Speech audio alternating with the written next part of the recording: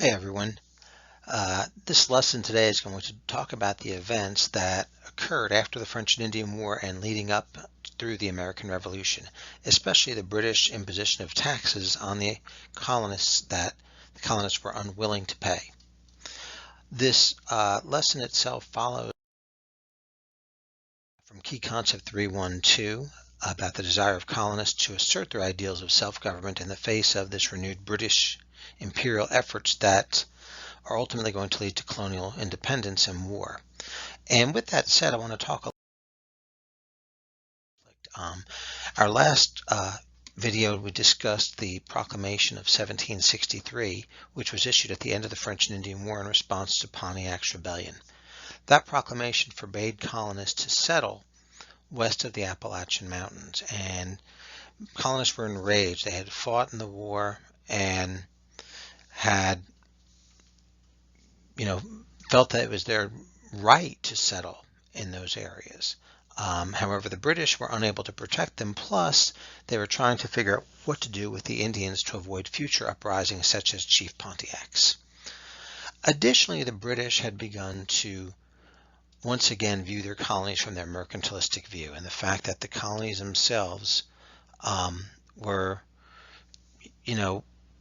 existed for the benefit of the mother country. And this whole idea, the British, for instance, began to enforce the navigation laws, something that had been around since the 17th century, but had really been mostly ignored by the British government, and as well. Furthermore, the British kind of emphasized that the colonies should be a benefit to Great Britain, that they, should add to the empire's wealth. They should ensure British naval supremacy. They should supply a ready supply of raw materials. They should provide markets, and they shouldn't be trading. And this, along with the new taxes especially, is going to lead to continued conflict with the British government. One of the most important, perhaps the most important act or crises in the colonies that's going to ultimately lead to the revolution was the Stamp Act. Many historians will say this was the single most important event leading to it. And the purpose were for the British to raise revenues to support these new military forces in the colonies. The provisions included that colonists had to purchase a stamp for any type of paper product. The stamp was kind of proof of payment, and it applied to all published materials, newspapers, periodicals, marriage certificates, death certificates, playing cards, insurance policies, liquor licenses, and so forth. And, offenders were tried in admiralty courts where juries were not allowed, kind of something that went against traditional British right to be tried by a jury of one's peers. The burden of proof was more on the defendants, and they were assumed guilty. And from the British point of view, the British Prime Minister Grenville at the time and George III felt that this was reasonable and just. They were asking colonists to pay for their fair share of defense, especially against, any type of enemies, including the American Indians. There had been a Stamp Act in Britain in effect for over 50 years in which British citizens paid. Yet, nonetheless, colonists became enraged, and led by Patrick Henry, we're going to see the beginnings of the cry again of no taxation without representation. In fact, led by Patrick Henry, Virginia leaders believed that the Stamp Act attacked colonials' rights as Englishmen, and the Virginia House of Burgesses adopted 5 of Henry's resolutions that essentially, said that they couldn't tax. And the assemblies of 8 other colonies also passed resolutions that there should be no taxation without representation. And overall, the British response at first was what they called virtual representation, that Parliament represents the entire British Empire and all British subjects regardless of where they live. Even if they didn't vote for members of Parliament represented. This didn't fly well with the colonists, who were quite used to self-government, but in all fairness to the British, only 1 in 100 adult males in Britain could actually vote for Parliament. So from the British point of view, this seemed to be very logical, a logical extension of their constitution into the colonies, and something that the colonists should accept. But they dismissed it. They did not want this as well. They were against it, and in fact, it's going to ultimately lead to what we call the Stamp Act Congress, which is going to bring together 27 delegates from 9 of the colonies. Massachusetts invited the colonies who adopted the Virginia Resolves to meet, and they drew up a statement of their rights and grievances and demanded that the King and Parliament rescind the Stamp Act.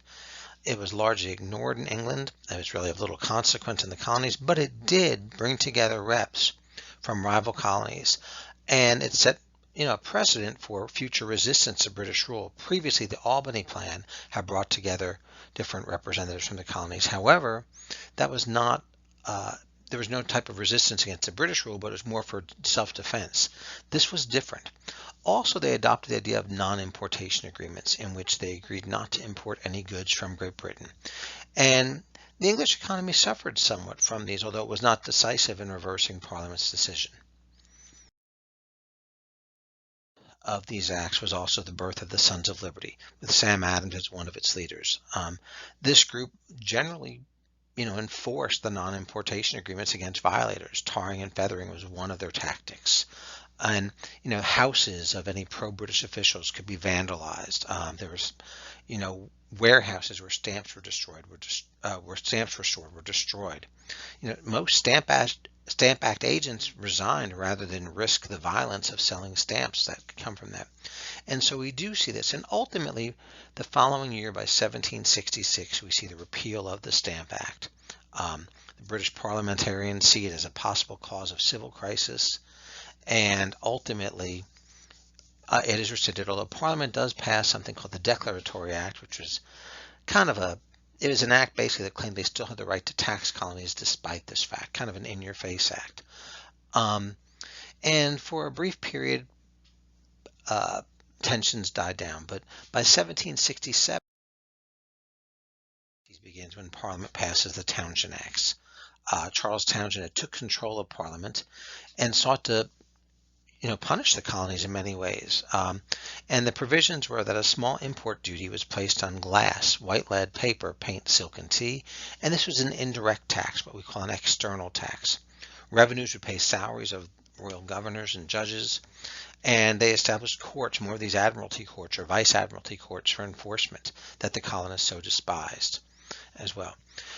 And this led to an angry reaction from colonies. In fact, many interpreted it as an inappropriate tax, and have two pieces of evidence that you could use for support for this. One, John Dickinson wrote Letters from a Farmer in Pennsylvania that acknowledged the power of Parliament in matters concerning the whole British Empire, but also argued that the colonies were self-governing and, for the most part, sovereign states for their own domestic affairs, internal affairs, and that the British Parliament could not lay taxes upon them to raise revenue, that it was unconstitutional. In addition, prompted by this, Sam Adams and James Otis created the Massachusetts Circular Letter, and this supported Dickinson's argument. It called for other colonies to pass petitions calling for Parliament to repeal the Townsend Acts. And other colonies, eventually began to vote for it. Several colonies, for example, reenacted those non-importation agreements that had been enacted by the Stamp Act Congress. And British exports to America actually fell 40% over the next few months. However, the Townsend Acts were not repealed right away. In fact, the British responded by sending troops to Boston.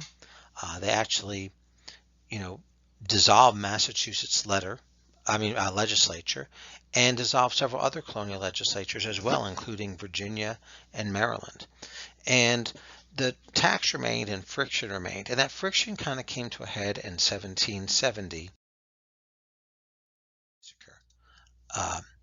This event occurred, more and more royal troops were in Boston, and this aroused resistance from American colonists. And Boston was kind of a hotbed of activity.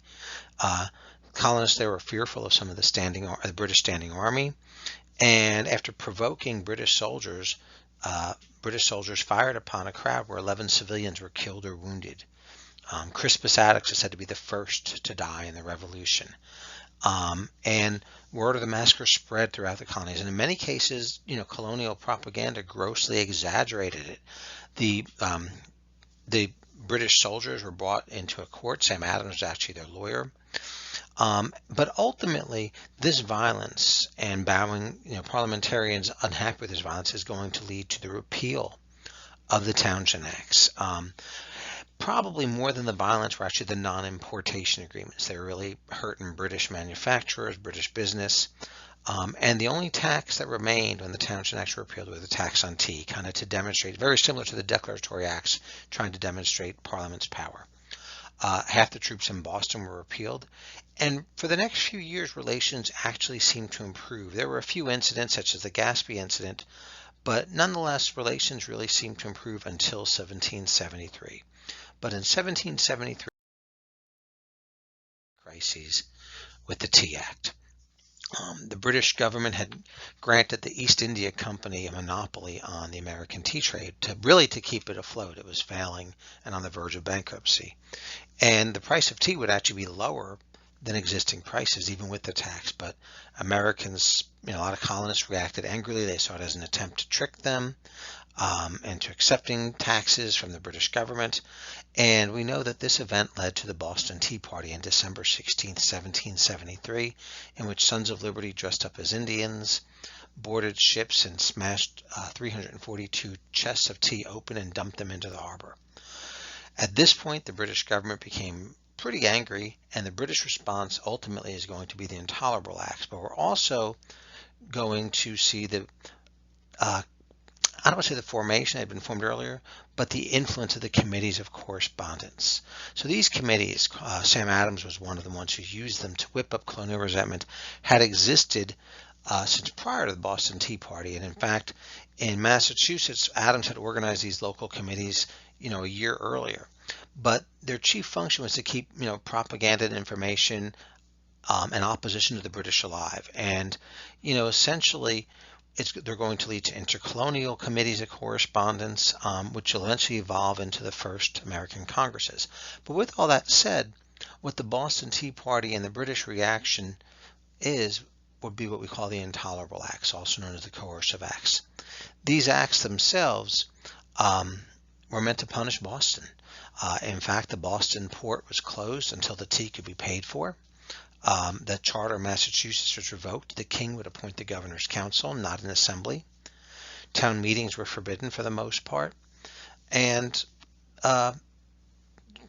British officials who killed colonists would no longer be tried in the colonies, such as those that perpetrators of the Boston Massacre. Rather, to avoid what the British considered colonial injustice, they were brought back to England by a jury of their peers.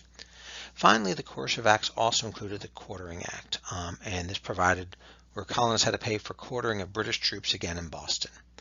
Coincidentally, in the same year, Parliament passed the Quebec Act, which was not intended to punish the colonies, although many colonists thought it was. This gave the French in Canada the guaranteed right to practice Catholicism, which many colonial Protestants viewed as an attack themselves on Protestantism.